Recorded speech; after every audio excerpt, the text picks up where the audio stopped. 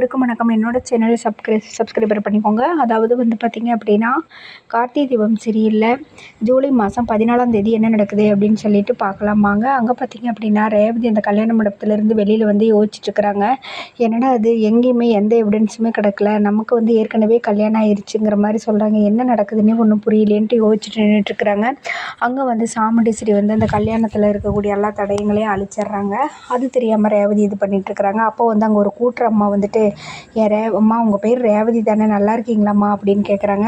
என்னை உங்களுக்கு தெரியுமாங்கிறாங்க. என்னம்மா இப்படி கேட்டுட்டீங்க, இதே மண்டபத்தில் தானே உங்களுக்கு கல்யாணம் ஆயிடுச்சு, கல்யாணம் ஆனப்போ எல்லாருமே என்னமோ ஏனோ தானோன்னு போயிட்டாங்க, நான் அந்த கூட்டுறவங்களுக்கு எல்லாத்துக்கும் புடவையும் பணமும் கொடுத்தீங்க நீங்கள், அதை என் வாழ்நாளில் மறக்கவே மாட்டேன் அப்படிங்கிறாங்க. அப்படியா, அவரோட கணவர் பேர் என்னன்னு உங்களுக்கு தெரியுமா அப்படின்னு சொல்லி கேட்குறாங்க. அப்போ இருந்துக்கிட்டு, என்னம்மா இது உங்கள் கணவர் முகம் கூட தெரியல அப்படின்னு சொல்லி சொல்கிறீங்க அப்படிங்கிறாங்க. இல்லைம்மா அதெல்லாம் ஒன்றும் இல்லை, எனக்கு சும்மா நான் தெரிஞ்சுக்கலான்னு தான் கேட்டேன் அப்படிங்கிறாங்க. அதெல்லாம் ஒரு ராஜா மாதிரி சிங்கம் மாதிரி நல்லா இருந்தாருமா அப்படிங்கிறாங்க. சரின்ட்டு பணத்தை கொடுத்துட்டு, சரிம்மா நான் வர்றேன் அப்படிங்கிறாங்க. அங்கே ஒரு ஃபோட்டோ ஸ்டுடியோ அவங்க கண்ணில் படுது. சரி இதில் போய் விசாரிக்கலாம் அப்படின்னு சொல்லிட்டு அவங்கள கட் பண்ணிவிட்டு நேராக ஃபோட்டோ ஸ்டுடியோவுக்கு போகிறாங்க. அங்கே போயிட்டு பார்த்திங்க அப்படின்னா, இந்த மாதிரி ஒரு வருஷத்துக்கு கல்யாணம் ஆனது முன்னாடி ஆனது டேட்டு கேட்குறாங்க. டேட் கேட்டோடனே அவங்க என்ன பண்ணிடுறாங்கன்னா, அவங்க பைக் வாங்கி கொடுத்த டேட்டை சொல்கிறாங்க. எல்லாத்தையும் எடுத்து பார்த்துட்டு, இல்லைம்மா அந்த மாதிரி இல்லை அப்படிங்கிறாங்க. ஏன்னா சாமுண்டீஸ்வரி அங்கேயும் வந்து எல்லா ஃபோட்டோவோட அங்கே இருக்கக்கூடிய எல்லா இதையும் எவிடன்ஸையும் அழிக்க சொல்லியிருப்பாங்க. அந்த சீனை காட்டுறாங்க. அவங்க பூராத்தையும் அழிச்சு தான் ஆகணும் அப்படின்னு சொல்லிட்டு அவங்களுக்கு பணம் கொடுத்து அழிக்க வச்சிடுறாங்க. அதுக்கப்புறமா ரேவதி இருந்துக்கிட்டு யோசிச்சுக்கிட்டு, அப்புறம் கடைசி ஒரு ஃபோட்டோ கிடைக்கிது. அதில் பார்த்திங்கன்னா தன்னோட கணவரோட அந்த கார்த்தியோட ஃபோட்டோவை அடிச்சிருக்காங்க. அதான் என்னென்னு தெரியல, இந்த ஃபோட்டோவை மட்டும் எனக்கு கொடுக்குறீங்களா அப்படின்னு சொல்லி இந்த ஃபோட்டோக்காரன், தாராளமாக எடுத்துகிட்டு போங்கம்மா, யாரோ ஏதோ அழிச்சிருக்காங்க என்னன்னு தெரியல, முன்னாடி எங்கள் மாமா பார்த்துட்டு இருந்தார், இப்போ தான்மா நான் அதை வாங்கியிருக்கேன், அதனால் எனக்கு ஒன்றுமே புரியல அப்படின்னு சொல்லிடுறாரு. சரின்னு சொல்லிட்டு அந்த ஃபோட்டோவை எடுத்துக்கிட்டு ரேவதி வந்து, எனக்கு வந்து அப்போ கல்யாணம் ஆகிருச்சு அப்படிங்கிறது உண்மை தான், அந்த அம்மா சொன்னதை வச்சு பார்க்குறப்ப இந்த மண்டபத்தில் கல்யாணம் ஆகிருக்குது, ஃபோட்டோ ஆல்பத்துலேயும் என் பக்கத்தில் கல்யாண மாலையோடு நிற்கிற பக்கத்தில் இருக்கிறவங்கள அழிச்சிருக்காங்க, அப்போ ஒட்டுமொத்த குடும்பமும் சேர்ந்து சதி பண்ணியிருக்கிறாங்க, எதுக்காக மறைக்கிறாங்க ஒன்றுமே புரியல, சரி என்ன நடக்குதுனாலும் சரி நம்ம பார்ப்போம் அப்படின்னு சொல்லிட்டு ஃபோட்டோ எடுத்துகிட்டு நேராக சரி நம்ம கார்த்திகிட்ட கேட்டு பார்ப்போம், மாமாட்ட, கார்த்தி மாமாட்ட, அவருக்கு ஏதாவது தெரியுமே என்னமோ தெரியல, அவர்கிட்ட கேட்டால் ஒரு தெளிவு கிடைக்கும் அப்படின்ட்டு அவங்கள கார்த்தி பார்க்குறதுக்காக போகிறாங்க. அங்கே போகிறப்ப அவர் வந்து கோயில் சம்மந்தமாக யார்கிட்டையும் பேசிகிட்டு இருக்கிறாரு.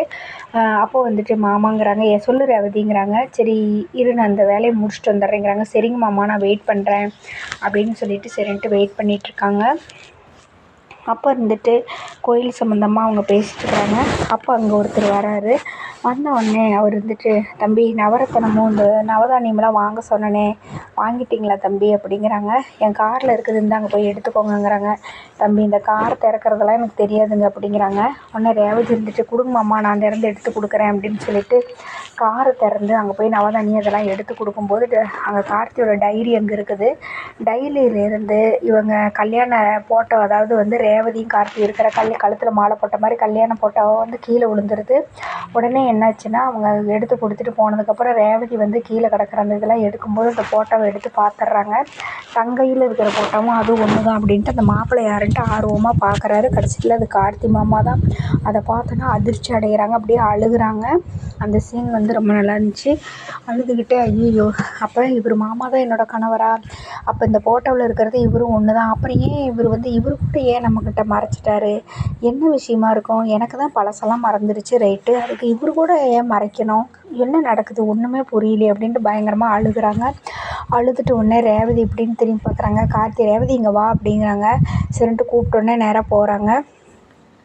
போயிட்டு ஏன் ரேவதி என்னாச்சு அப்படிங்கிறாங்க. இல்லை மாமா ஒன்றும் இல்லை அப்படிங்கிறாங்க. சரிங்க மாமா எனக்கு கொஞ்சம் வேலை இருக்குது நான் அப்புறமா வரேங்கிறாங்க. ஏன் ரேவதி ஒரு மாதிரி, இல்லை மாமா ஒன்றும் இல்லை நான் வரேங்க மாமா அப்படின்னு சொல்லிட்டு வண்டி எடுத்துகிட்டு நேராக கிளம்பிடுறாங்க. கார்த்தி வந்து யோசிக்கிறாங்க, ஏன் ரேவதி ஒரு மாதிரியாக இருக்காங்க அப்படின்ட்டு.